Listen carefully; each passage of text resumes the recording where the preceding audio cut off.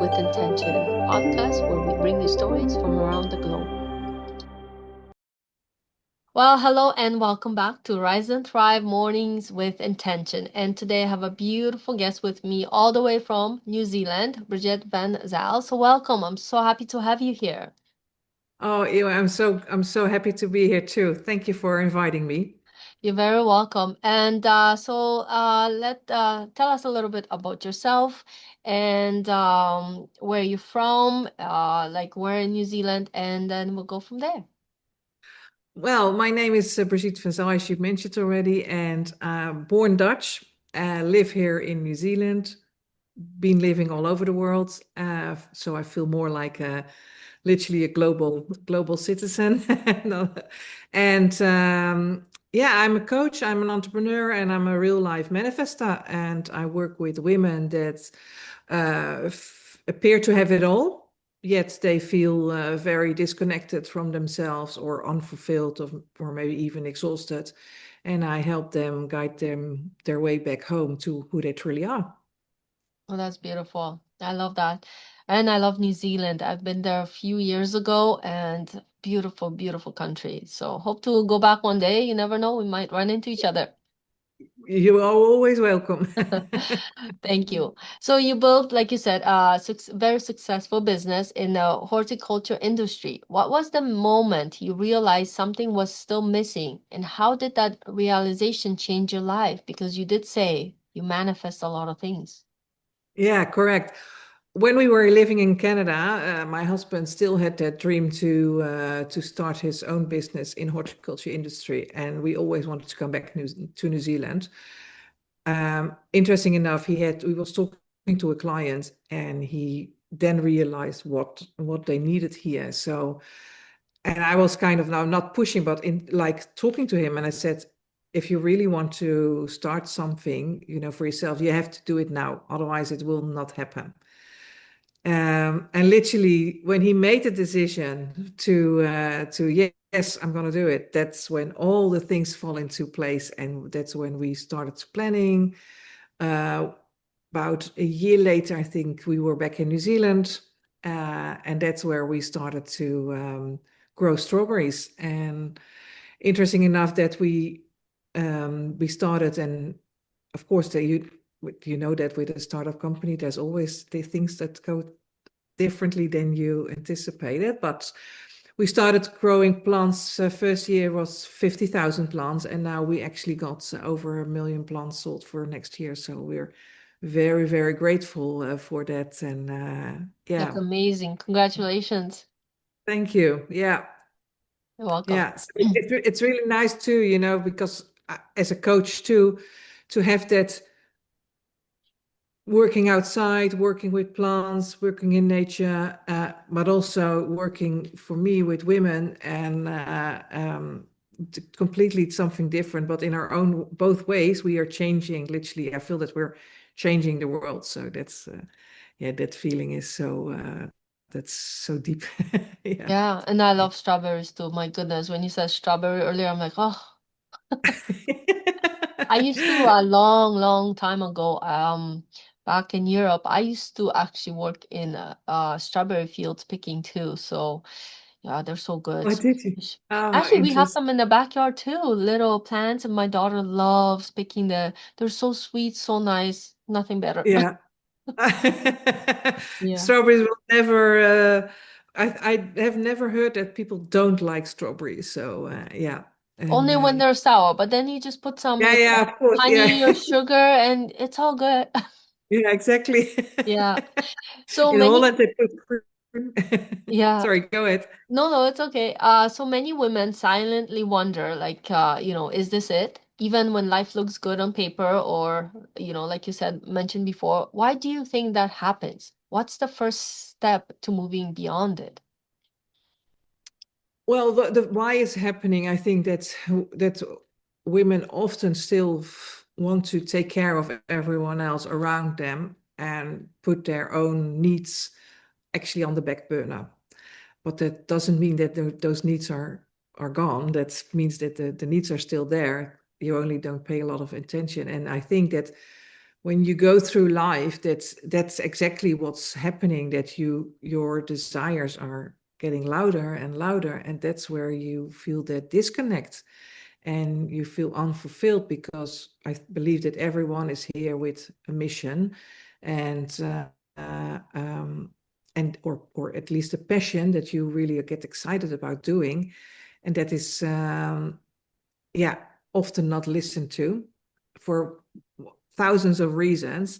And I think as soon as we start to really listen, allow ourselves to listen to that voice and allow ourselves to learn how to love uh, how to love ourselves, that's actually, yeah, that's when literally things are changing. That's where the magic is happening. And your whole life is literally about to change when you're gonna start doing that. Yeah. Mm-hmm. When you let yourself really follow your heart, think, yeah, and like you said earlier too, when your husband did make that decision, things just started falling into place.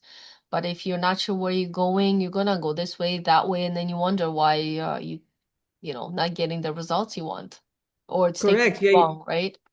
Yeah. And you kind of end up in circles, and you're kind of coming back to the same thing again and over, and then you realize, I still don't, I've done that, but I still don't feel happy, Yeah. or I'm I've still done here. that. What's happening? Exactly, yeah. Yeah. And or like, for example, the kids go out of how, they are grown-ups now, and they leave the house, and then they feel like, who am I now? Because they're the role as a, provider for the kids, as a mom, that's often gone then. And then suddenly they feel literally lost, because they don't know who they are anymore. They don't know what they like anymore. So yeah, and that's Very where I true. come. Yeah, yeah. So, can you explain what embodiment means in your work and how it plays a role in manifestation and self-love more? Yes, I can. So embodiment is literally really taking on that new identity, to taking on the new beliefs that you and really live them. You're not, because often we know it intellectually, we know what we should be doing, but we don't do it. So that's not embodiment. But Yeah. really feel, yeah, but really, like, folks, I can give you an example. For example, you want to um, have more now be no, how do I say, okay, choose a healthier lifestyle, for example.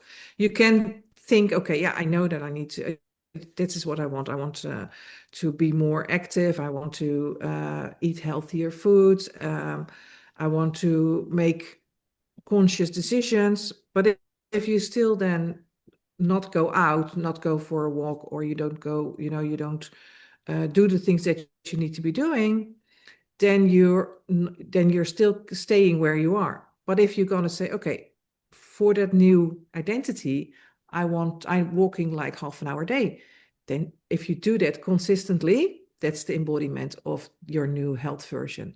And Mm-hmm. also, it's not only the doing, but it's also, yeah, looking at the beliefs that you've got around it. What are the hidden beliefs, the unconscious ones, that are playing a big role in why we do or why we don't do things. Yeah. So It's like, wanting to be fit, but you never step foot in a, gym, for example, because, like, oh no, you don't have time. So how can you expect to get fit? Or if you're not going for walks or going to the gym, or that's one of the easiest examples, right? yeah, So definitely have to take time for ourselves and make that decision that we want to do what we want to do, stick with it. Don't give up on the first turn that it seems like something's not working. You go to the gym first time, you overwork yourself, you come back, oh, I'm so sore, I'm not going anymore. Then you give up before you even give yourself a true chance, right? yeah. I have to say, I'm not a gym person. I'm not either. But I love being in nature, going for walks, Yeah, things like that. exactly. And I think, and I do believe, because I'm a plus size woman, but I started to love my body, exactly, and I started to listen. Okay, what does my body really need? And so walking was one of the things, literally moving my body. So that's listening to what you need and then taking action. That's, I think, where it's all about. And also becoming aware of that new version of you. What is she doing? What is she thinking? What is she? Who does she hang out with? Or and that literally live from that perspective already. Yeah. Exactly. And that was actually my next question. How did you, evolve over time? Yeah, so that's beautiful. Thank you for sharing. So, you also blend universal laws with identity work and intuitive tools. How do these elements work together to support transformation? Well, I am I feel that I'm a divine channel for so I can tap in easily on other people, also on myself, but also other people. So I I also trust that whatever comes out of my mouth, that's exactly what is needed to be shared at that time. And yeah, universal laws. Also some things about it, one or two. And yeah, that's everything is law, literally. And I cannot imagine a life without the universal laws, the law of attraction, the law of rhythm. We're not always. People expect, oh, I always want to have a life that's always like airy fairy and happy. It's not like that. We Nope. are always going. It's like waves. We go up and down, and the law of rhythm means that what goes down goes up, or what is up goes down. So if you start to understand those laws, that makes your life so much easier. That's and also like the law of assumptions. Like if you really believe that something is going to happen, and your beliefs are in line with that, and your identity is in the embodiment is aligned with it, it's is definitely going to happen. Exactly. It's definitely, yeah. So Yeah. yeah, I like to mix all those tools. Whatever if I feel that's needed, that's what I'm going to be using. Yeah, yeah. Awesome. So, what would you say was one of the most powerful mindset shifts that helped you align with your true self? Um, that I am her already. I am her already, and I only have to start going back to literally. It's like an onion. You peel all the layers that are not necessary anymore, and then you've got the inside, and that's where it's all about. It's being worthy. I am worthy. I matter. I am love. I am love. Hmm. But did it Really come from like a point where you were maybe struggling with something and then it all of a sudden you felt oh like, yeah. uh, you know, like was there something really helped you push you in a certain direction more than anything?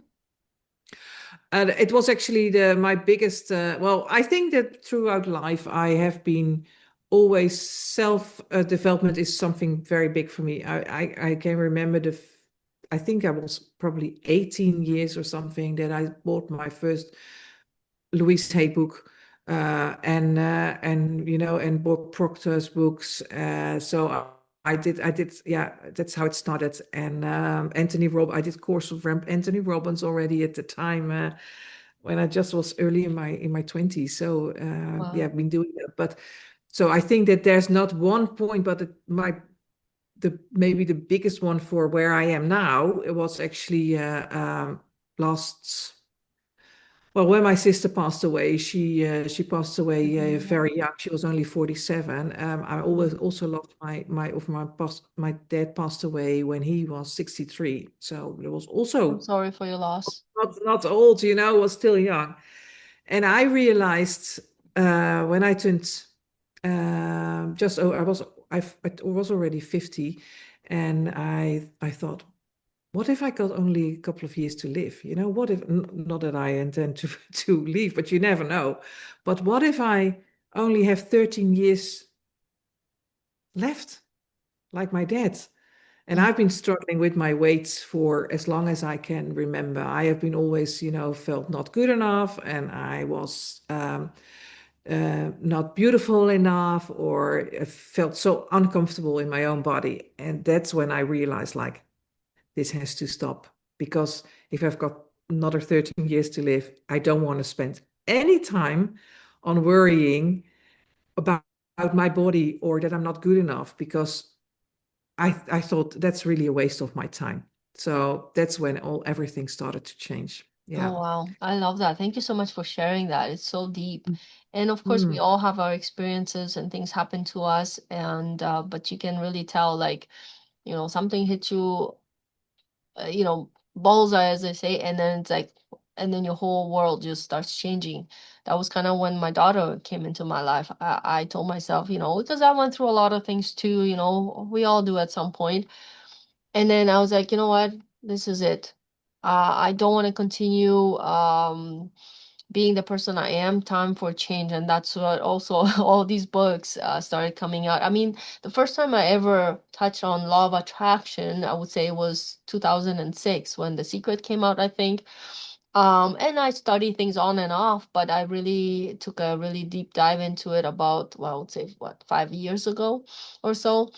When I actually took it seriously, and it's like, you know what, it's time for me, because I used to attract a lot of things, but I never really took care of my inner self because Mm. I just thought that's how things are meant to be. You don't question it. You grow up a certain way. You think that's how it's supposed to be until you're like, oh, I can change things. Well, look at that. It's like, and I started doing mirror work and other things, we've done, I've taken Bob Proctor courses like yourself and Tony Robbins, you name it, so whole world just started opening in front of me in a different way. So yeah, I Yeah. loved it. It's so. Um, yeah, so I'm really grateful for that. So in your experience mentoring women, what are the most common blocks they face when trying to manifest the life they want? They believe that they are not good enough. Yeah. Mm.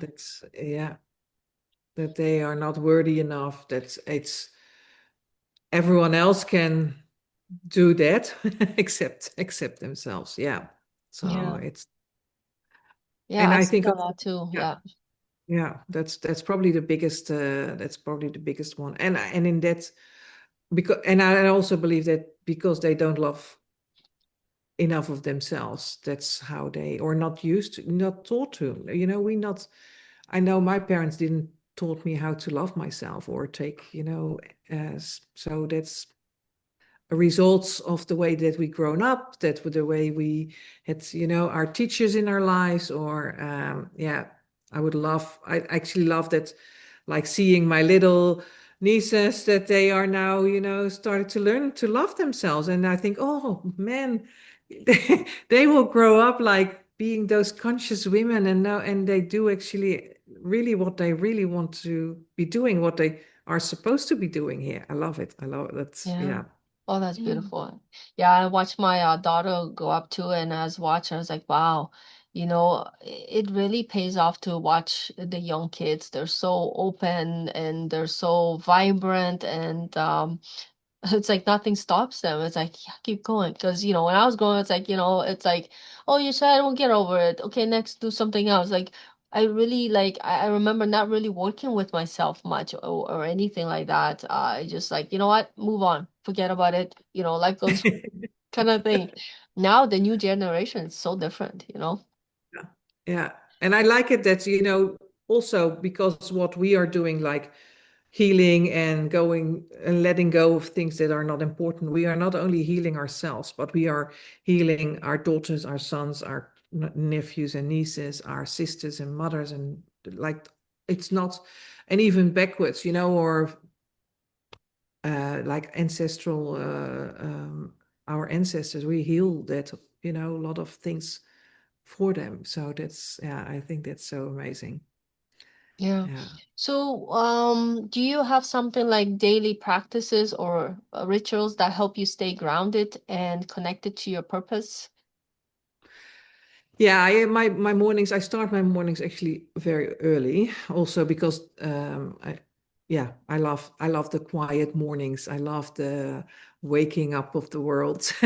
And so what I do in the early mornings when I'm awake by myself, I love to journal.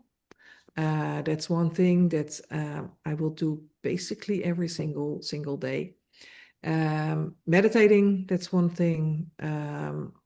Mirror work. That's another thing that I really think is very, very powerful to step into your new identity, or whatever you want to be, or whoever you want to become. And yeah, I I'm always listening to audiobooks, always listening to to books also, but to develop myself. And if it resonates with me, then I will put it in practice. So it's, and yeah, and being creative, that's another important thing for me to Oh, I love that. connecting Yeah. with my own creativity. I like to paint, I like to draw, and Oh, so yeah, nice. so that's what I try to make some time for. And yeah, these are, I think, probably the most but also like your daily operated, what are you doing in your day? How do you, what is needed? What do you need to do today? So I picked the top three, and that's what I'll be doing. And then all the rest, what I can do, that's nice, but I picked the top three, and that's Yeah. where I focus on. Yeah. That's awesome. That, Yeah, I used to paint yeah. too when I was younger.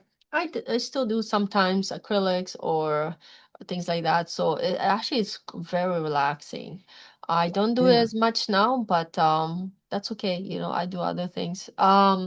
So the world is really busy. We try to do so many things. How can women balance grounded spiritual practices with everyday life, especially when they have families, careers, responsibilities, like 101 things? Would you say you would, do this similar practices you do, or do you have some kind of shortcut? Well, I believe that you can definitely set your alarm 15 minutes earlier, like that you normally do. So even if you um, set your alarm 15 minutes before everyone wakes up, and have that quiet time for yourself, because that determines actually the whole rest of your day. So within those 15 minutes, don't scroll on your phone or on your computer, but literally set the intention how you want your day to start, or to what the intention is for the day. If you've got busy meetings, for example, what is the intention that you want to set for that? Or if you've got uh an you know if it's going to be a busy day, then set the intention that yes, it's going to be, there's a lot going on today, but I still feel calm from the inside. And I think, and I believe, that's not only what I think, but I believe that if this is really the intention that you set, then you will definitely go back during the day to that moment that you felt like, hey, I'm feeling still, it's actually interesting. I feel it's so busy, but I still feel like I've done a lot, but I still feel calm. I don't feel overwhelmed, or, yeah. So, and also, when you before you go to bed, slow down, just relax, do a little meditation, and envision how you want the next day to also the same. So you set the intention basically the day before. Set the intention before you go to sleep, because that's where your unconscious in your sleep goes working with. So yeah. Yeah, So even if you don't have time, definitely the first couple of minutes of the day and the last couple of minutes of the day. Yeah. awesome. And it's funny you touch upon intention because my last question always on my podcast is rise and thrive mornings with intention. How important do you think it is to set intentions for the rest of the day or, like you said, the day beyond? So, since you already kind of touched on that, then so we know. So, what message you wish every woman listening today to take away from this podcast? Oh, that's a good question. That everyone is worthy of living the life that they really desire. That burning thing that with what is in here in our heart, that is worthy to come out, and it's there only because you can do that, and not anyone else. So Awesome. I love so that.